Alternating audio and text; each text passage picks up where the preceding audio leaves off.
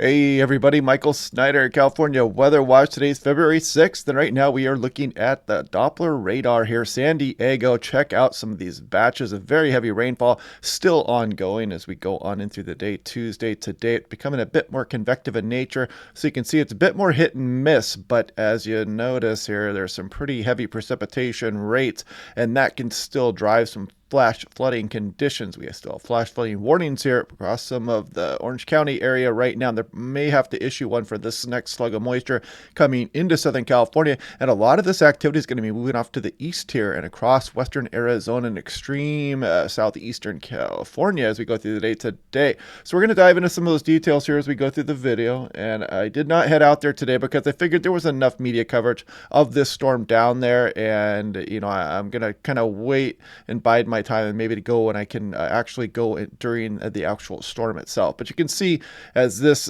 troughing is still right off the coastline here, we got some deeper convection working its way across, and we're getting some rainfall across portions of western Arizona as we speak. Then we're going to have some even stronger cells kind of training over the same area as we go through the afternoon today. Now, taking a look at the Doppler radar one more time here, again, you can see why the flash flood warnings are in effect for some of Southern California right now. And again, they may have to issue this for some portions of San Diego and especially for the peninsular ranges as we go off to the east. And some of the huge rainfalls, we'll be talking about this over the next few days. Records have been set. Some areas, probably a 1 in 1,000 year event here. Just some unprecedented rainfall amounts have fallen across some of the area. And again, we'll dive into that here over probably starting tomorrow a little bit more. I just going to want to cover things because we're still pretty active and got some dangerous situations unfolding out there. And you can see we're still throwing some big snowfall across some of the southern Sierra Nevada. You can see up to 2 feet here today through Thursday morning. This was issued at 3:30 this morning here, and you can say Tulare County portion of the Sierra Nevada. So that could help keep Lake Tulare alive here even longer. The more snow you get, the more runoff you eventually get on into the springtime. Now, taking a look at the flash flood warning, it does include Huntington Beach, Newport Beach, Anaheim, and La Habra, as you can see. And yeah, this goes to about 11:30 a.m. Pacific Standard Time. As I'm doing this briefing, it's about 9 a.m. here. So heads up for that. When you start to, notice that heavy rainfall, check the National Weather Service or watch your Doppler radar and check for those flash flood warnings. You can see there's actually still one off just to the northwest of Los Angeles and just clipping Santa Monica there as well. And this is the rainfall through Wednesday. We're still going to get these showers coming through all the way on into tomorrow. And then we got another system dropping down also. We'll take a look at that here in a moment. This is looking at the HRRR, the high resolution rapid refresh. So you can see those heavy showers moving back up across the areas we go through this morning and through today. And you can see the rainfall falling across western Arizona, some of southern Nevada out there. And then you see another round of convection probably as we go through this afternoon and evening, kind of training over the same areas here. Again, maybe Blythe included at times, but off to the west across portions of western Arizona, some pretty intense rainfall rates coming up there. There are flood watches. We'll look at that in a little bit more detail here in a moment as well. And then we got another system dropping down out of the northwest, as I mentioned. One more look at things here, and you can kind of see National Plan Model, something similar, kind of targeting western Arizona. But I just want to keep highlighting that this precipitation is not done here for Southern California. And then you can see the next system start to move down on the day Wednesday.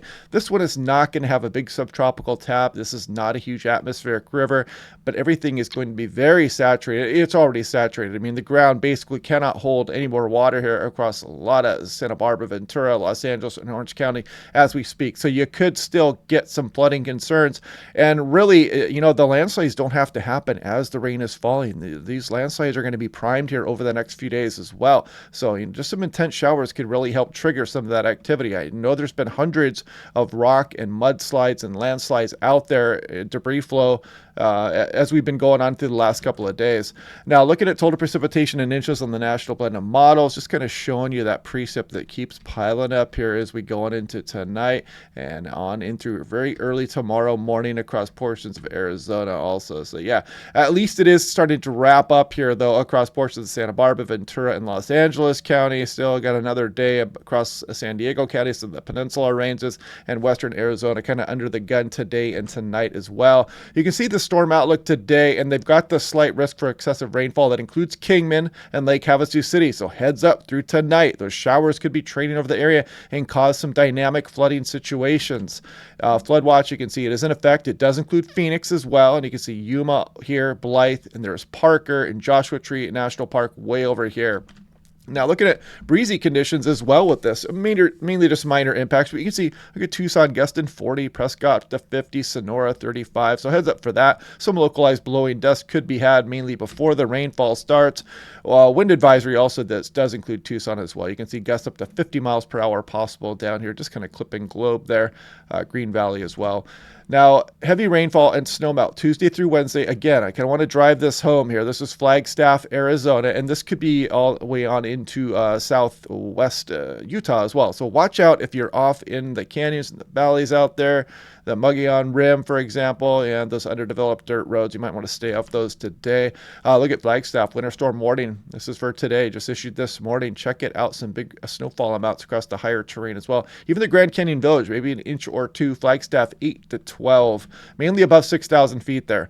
This is just one more look here at the slight risk here for the excessive rainfall outlook again across Southern California. It does include some of the Mojave Desert, Las Vegas, Death Valley areas still could get some flooding today, and you can kind of see it highlighting western Arizona, as I mentioned a few times now. Day 1 through 3 overall winter storm impacts. You can see, southwest Utah and Arizona. Here we go, especially on the higher terrain. You're going to get some of that snowfall, and there's still some snow accumulating across the very highest terrain of Southern California as well.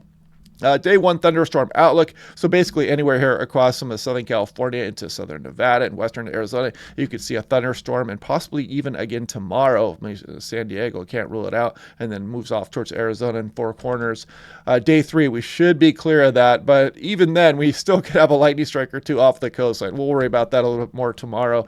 Looking at the surface-based CAPE, just showing you the instability in the atmosphere that's been ongoing as we go through the day today, and you can see that pushing off to the west here, and kind of hanging out a bit as we go through Wednesday also, and destabilizing again, mainly across portions of Arizona. Then that next system starts to arrive as we go through Wednesday afternoon and nighttime here. So you can't even rule it out a thunderstorm here as we go on to early Thursday morning and across Arizona again. Looking at the highest wind gusts past 24 hours, look at some of this. Mammoth Mountain Summit, 125 miles per hour. Alpine Meadows, you're basically up in the jet stream at this point. Look at this, 148 miles per hour here. So yeah, pretty crazy stuff out there. And even some of the lower areas, Mean Peak 71, Heavenly 76, Rice Canyon 70. And we'll go over some of those wind speeds here. Just an all-time great windstorm here across the entire state of California, really. And when I say entire, I mean most of it. Obviously, there's some areas that don't get hit, but for the most part, this was just a very dynamic system that really included much of the state. You can see this February 5th record precipitation at Woodley Island, 1.85. So yeah, we had some rainfall records across Northern California also. You can see some of the 48-hour precipitation totals here across Northern California. Some big amounts, a lot of the media coverage is for Southern California, but some big rainfall amounts across Northern California as well. As you can see, I don't even know how to pronounce that, but you can see the Canocti Ross Lake, 2,100 feet, almost 5 inches in a 48-hour period.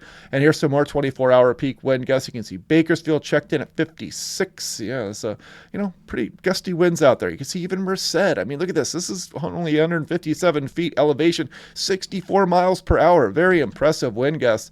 And we'll be talking about this more again. Just all kinds of records are shattered across Southern California. UCLA with over a foot of rainfall, just some very intense rainfall amounts. And the thing that's really saving us from the more catastrophic mud and debris flows, like the large scale ones, is that the rainfall has been fairly uniformly spread out. It's the extremely potent rainfall amounts within like a 5 to 15 minute period that can really kick off the biggest debris flows. And that kind of correlates with burn areas as well. So we didn't have a lot of fires burning this last season. So that kind of actually probably helped out a little bit here. And just that we had the more uniform rain totals. It's when you really get the big amounts, and especially for burn areas where you can have the big devastating mud and debris flows. But still, that being said, I've seen all the images coming out there, and we've had some, very interesting mud flows that have hit houses and blocking off roadways, and there's been hundreds of them. Now, take a look at this, the 6 to 10 day precipitation outlook. We get a little bit of a break here coming up. But don't let your guard down, because things may be returning here as we go through the mid and later portion of February. You see the bullseye in the northwest there for below average. But look at this, moderate 16th through the 19th. It looks like we've got another jet extension coming out there. Just in the initial stages of watching this here. So we'll break things down day by day and see how the models trend, and maybe some heavy snow out there, Arizona and California target. We're not going to worry about that too much right now. But I want to show you the European on the left versus the GFS on the right. This is yesterday afternoon. And here goes the storm system here that we've been talking about and dealing with for a while. Then that next system swings through as we go through the day Thursday. And finally, we get a break here. We build a bit of a ridge off the coastline. But then the models start to get the Pacific Ocean active again and start to generate another powerful jet stream coming across, kind of that El Nino signature, and both the GFS on the right and the European on the left. So again, we're going to be watching this off through the extended forecast here over the next few days. We'll see how that trends, and we'll see if there's anything to it at this point, but models have been showing it off through the extended. And also look at the Canadian model as well. We'll scroll on through here. You can see our storm, then another one dropping down out of the northwest, and much more moisture starved than the one we just went through. Obviously, it'd be hard to beat it. But now if we look off into the extended, you can see once we go 180 plus hours out, you see some additional systems trying to roll in here. And also at the very end of the Canadian, showing something similar here, a strong jet stream getting organized here north of the Hawaiian Islands, classic El Nino signature, as we continue on through mid and the later portions of February. Again, we'll kind of watch that, break it down day by day. But anyway, yeah, again, I decided not to go down. There was so much coverage out there, and then maybe I was going to go out there and try to chase some of the thunderstorm activity or clear across western Arizona. But I figured it'd be better if I just kind of put out one of these briefings here and keep everybody up to date on what's going on across the state. And yeah, so I'll be doing another briefing tomorrow. We'll check everything out. We'll start to dive into some of those totals and some of the extreme wind speeds, and we'll go over some of the roundup of this most amazing storm that has struck the state of California here. And yeah, so hope you guys are enjoying these videos. Click like and subscribe. We'll do this again tomorrow, and I will talk to you guys then.